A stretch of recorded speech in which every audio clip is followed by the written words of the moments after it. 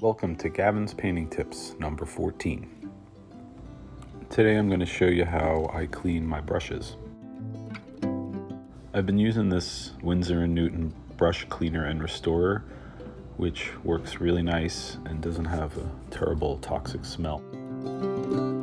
It does burn through plastic though, so you have to be careful to use either a metal can or glass. I like to use the same brush over and over again, so I keep them really clean. It's important to put that in your routine.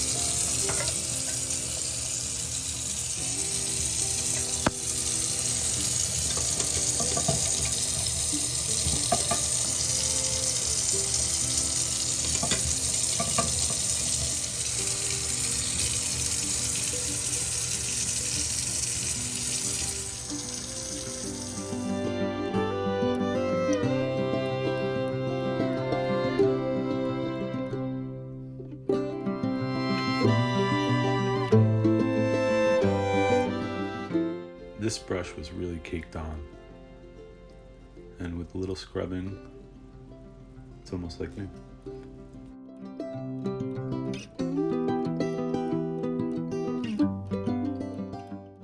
This one too, check it out, look how hard it is to even move the bristles.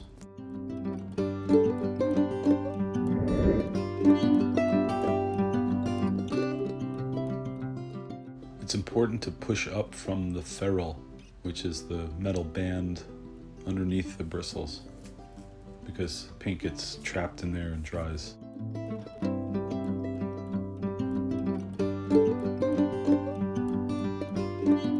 If you don't get that paint out of there, the bristles will separate.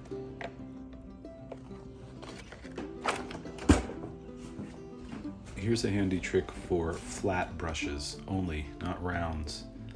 I take a piece of cardboard or paper and crimp it on the end of the paintbrush. Make it easy next time you get a very sharp point if you'd want one.